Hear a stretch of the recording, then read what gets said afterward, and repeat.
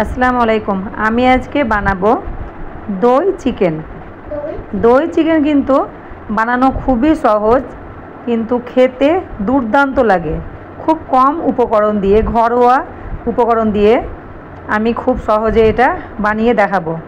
তার জন্য আমি এখানে 1 কেজি মতো চিকেন নিয়ে নিয়েছি। এই চিকেনগুলোতে পরিমাণ মতো লবণ, একটু হলুদ, একটু গোলমরিচ গুঁড়ো ও 1 চামচ আদা রসুন বাটা দিয়ে ম্যারিনেট করে রেখে দিব 1 ঘন্টা। এইবার ম্যারিনেটটাকে ঢাকা দিয়ে দিলাম। ফিরে আসছে 1 ঘন্টা পরে।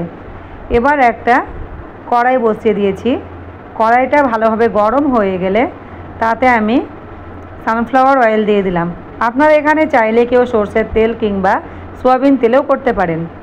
তারপরে ম্যারিনেট করা চিকেনগুলোকে আমি হালকা করে ভেজে নিব। খুব লাল করে ভাজার দরকার নেই, হালকা করে ভাজলেই হবে। একদিক হয়ে গেলে আর একদিক চিকেনগুলোকে উল্টে দিব। এইভাবে আমি সব চিকেনগুলোকে ভেজে নিব। চিকেন ভাজা আমার প্রায় হয়ে গেছে। এবার ওই তেলেই আমি 2টো তেজপাতা, 4-5টা এলাচ ও 2টো দারচিনি দিয়ে দিব। ভালোভাবে একটু নাড়াচাড়া করে বেশ পরিমাণ পেঁয়াজ কুচি ও 4-5টা কাঁচা লঙ্কা দিয়ে দিলাম। আপনারা যে যেমন ঝাল খেতে ভালোবাসেন সেই হিসাবে আপনারা লঙ্কাটা দিবেন। এবার পেঁয়াজটাকে ভালোভাবে নাড়তে থাকব। খুব একদম লাল লাল করব না, মোটামুটি একটা হালকা লাল লালের মতো ভেজে নেব পেঁয়াজটাকে।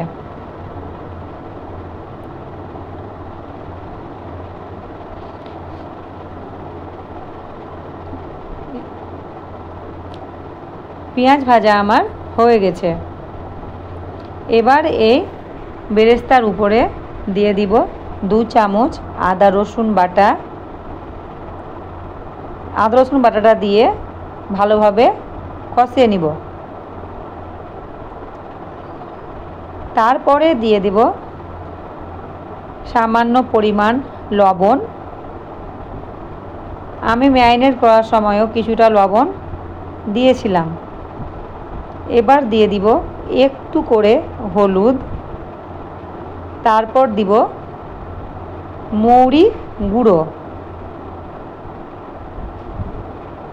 এটা আমি ঘরেই ভেজে গুঁড়ো করে নিয়েছি। ভালোভাবে মশলাটা কষতে থাকবো। এরপরে আমি দিয়ে দিলাম কাজু বাদাম বাটা। আমি 8-10টা কাজু বাদাম 10 মিনিট পানিতে ভিজিয়ে রেখেছিলাম। তারপরে এটাকে বেটে নিয়েছি। সেই কাজু বাদামের বাটিতে আমি একটু ধুয়ে পানি দিয়ে দিলাম। মশলাটাকে আবারও কষতে থাকবো। আমার এই সময় গ্যাসের ফ্লেম কিন্তু মিডিয়াম আছে। কষতে থাকবো এইভাবে কিছুক্ষণ ধরে 2-4 মিনিট কষার পরে যে ভেজে রেখেছিলাম মাংসগুলো, ওগুলো আমি এর মধ্যে দিয়ে দিব। মাংসটা দেওয়ার পরে ভালোভাবে নাড়ব। 3-4 মিনিট এইভাবে আমি মাংসগুলোকে মশলার সঙ্গে মিশাতে থাকব। গ্যাসের ফ্লেম কিন্তু আমি হাই করব না, এরকম করে কষাতে থাকব।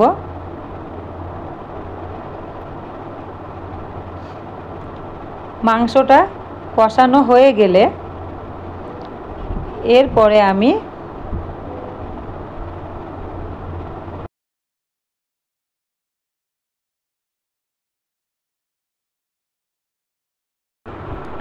মাংসটাকে ভালোভাবে এইভাবে কষাতে থাকব। এরপরে আমি দিয়ে দিব সামান্য ধনে গুঁড়ো। ধনে গুঁড়ো দেওয়া হয়ে গেলে আমি প্রায় 200 গ্রাম মতো টক দই নিয়েছি। সেটাতে একটু পানি মিশিয়ে ভালোভাবে ফেটিয়ে নিয়েছি। এবার টক দইটা মাংসর উপরে দিয়ে দিলাম, কিন্তু আমি গ্যাসের ফ্লেমটা একদম লো রেখেছি। যদি আমরা এই সময় গ্যাসের ফ্লেমটা হাই করে দিই তাহলে কিন্তু টক দইটা ফেটে যাওয়ার সম্ভাবনা থাকে। তাই জন্য সব সময় আমরা যখন টক দই দেবো তখন গ্যাসের ফ্লেমটা একদম লো করে দিব। এই লো ফ্লেমে ভালোভাবে টক দইয়ের সঙ্গে মাংসগুলোকে কষতে থাকবো। কষানো হয়ে গেলে আমি সামান্য পরিমাণ পানি অ্যাড করলাম। আপনারা যদি ভাবেন আমি কষা কষা খাবো তাহলে পানি নাও দিতে পারেন। আমি এখানে কিছুটা গ্রেভি রাখবো, তার জন্য একটু পানি দিয়ে দিলাম। এইবার নাড়াচাড়া করে ঢাকা দিয়ে দিলাম। 5-7 মিনিট পর ঢাকা তুলে মাংসটা একবার চেক করব। আবার মাংসটা নাড়াচাড়া করে দিলাম। মাংসটা আমার হয়ে এসেছে। সব শেষে আমি দিয়ে দিলাম ভাজা জিরের গুঁড়ো, সেটা আমি বাড়িতে তৈরি করে নিয়েছি। হয়ে গেলে সব শেষে ধনে পাতা কুচি ছিটিয়ে দিব। এরা স্বাদটা আরও বাড়িয়ে দেবে। ধনেপাতা কুচি দেওয়া হয়ে গেলে ভালোভাবে নাড়াচাড়া করে দিলেই আমার রেডি হয়ে গেল দই চিকেন। এবার গ্যাসের ফ্লেমটা অফ করে দিব। আপনারা অবশ্যই ট্রাই করবেন। এই যে কতটা সুন্দর লাগছে দেখতে। আমার এই রান্না যদি ভালো লাগে আপনাদের, তাহলে অবশ্যই লাইক, কমেন্ট, শেয়ার করবেন এবং আমার চ্যানেলটিকে সাবস্ক্রাইব করবেন। Thank you.